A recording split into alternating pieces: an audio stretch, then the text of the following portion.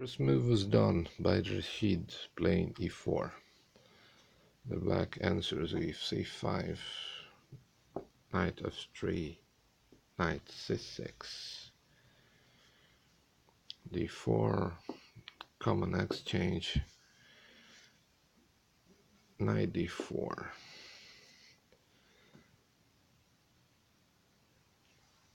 g6, okay, knight c3, bishop to d7, d6, d7, yes, sorry, nervous. After bishop to d7, the bishop comes to e3, knight f6,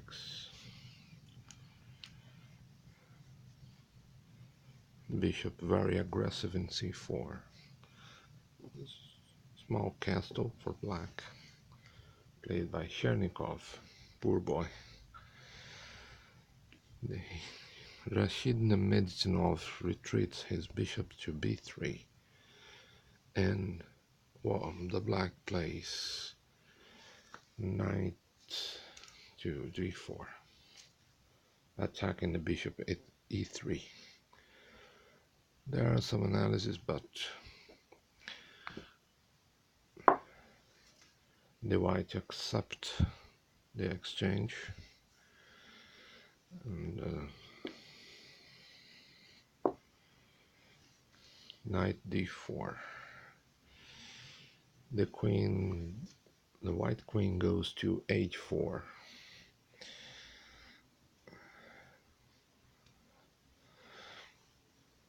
The black played his queen to a5. White castle, small castle. And here the black threats the white queen with bishop f6. And then there are some legends about this, that Chernikov went around and walked for some moments, and Rashid Nezhmetdinov, I don't know, it's very hard to spell Russians, but he thought in this position for about 40 minutes when a boy running very excited said to Chernikov, "Hey mister, they sacrifice his queen." And Chernikov returned really assaulted. What Rashid Nezhmetdinov did was take this queen in f6, provoking probably one of the most incredible sacrifices in the chess history. And this position, black plays e2, giving a check and trying to retire this knight from the center of the board, in which the white accept the piece. It's forced move indeed, and finally took the queen in f6. So the black has a queen for two minor pieces. And the great question that authors comment is that how many moves, of course, white plays knight c3, returning the knight for a good to the center, and black played this rook to e8. And this is probably one position by black, if you were not Rashid Nezhmetdinov in white pieces, playing the white pieces. So what we have here is that knight goes to d5, of course attacking this pawn f6. The rook moves to e6 to defend. The bishop goes to d4, attacking this pawn. Enormous pressure in the f6 square, and then the black moves his queen. of course, his king to g7. Sorry, it's my first time in television. So white plays rook d1, a1, d1. The black play this pawn d6. Now this rook will move to h3 to attack the king's flank. And finally the black starts to develop his other spaces, but too late. Bishop to d7. Yes, first f3 to press the point f6, and then h3 to give mate. Maybe 20 moves far. Nobody believes that Rashid thought all these variations and combinations so far, but I suppose he did. So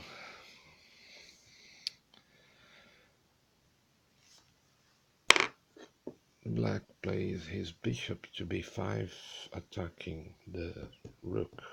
Okay.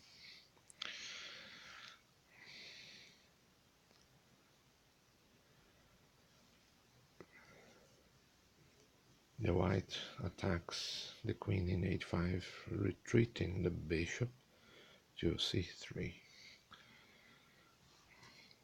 The black put his queen in safety, apparently in d8. It's not gonna take for last for too far. Its safety is false, fake. And then, well, then begins the serious attack. Okay, this is the board. Here you go. Rashid Nezhmetdinov. Take this pawn in f6 with the knight. The bishop goes to e2.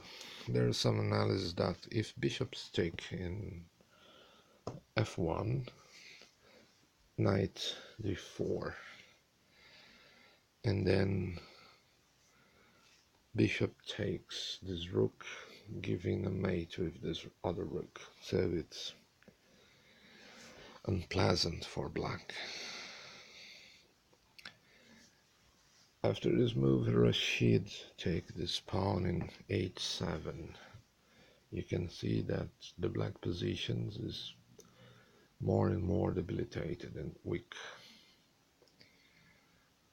The king can't take the knight at h7 for a series of reasons I won't expose here, but finally the rook moves to h3. And you can note this will be trapped for a long time here, but for Rashid, a rook and a queen is not so important if he has some 4 pieces attacking the king. So the black tries desperately sacrifice this position.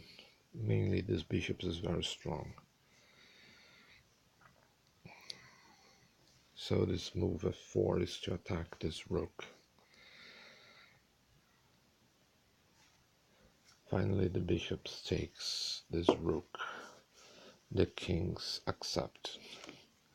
Takes the bishop in f1, and the black try to capture with this last move, rook c8, this bishop in c3, but of course the white won't give this bishop for anything in the world. And here some movements that some moves, but black is far for salvation, no escape. They try to b5, and then the knight retreats to g5, preparing some sort of attack.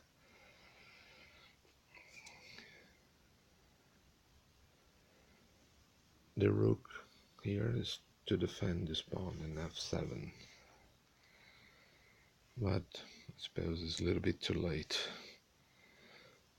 as the bishop attacks the pawn in f7.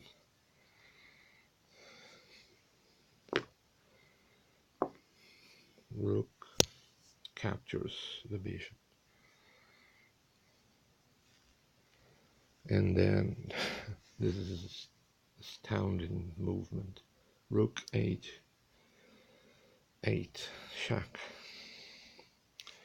Of course, the king is forced to capture the rook, and white takes the rook, giving check, and capturing, of course, the queen in d8. So, well, the test move is king, knight captures the queen, offered in sacrifice very long ago by the white.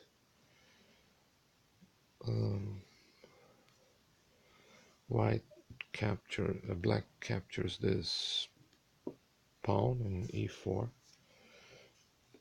and knight c6 protecting.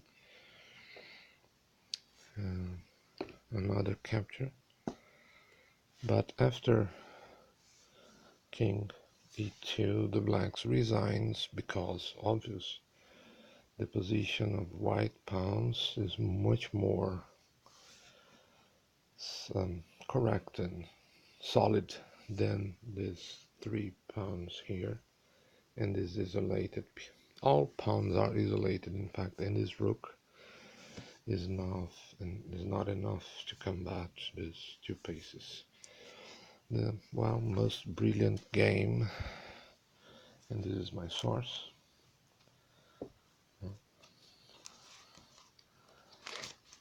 Here is Rashid Nezhmetdinov, a great genius. Hope you have enjoyed. Someday the quality of images could be better, and the quality of the narrator could be better also. Good night.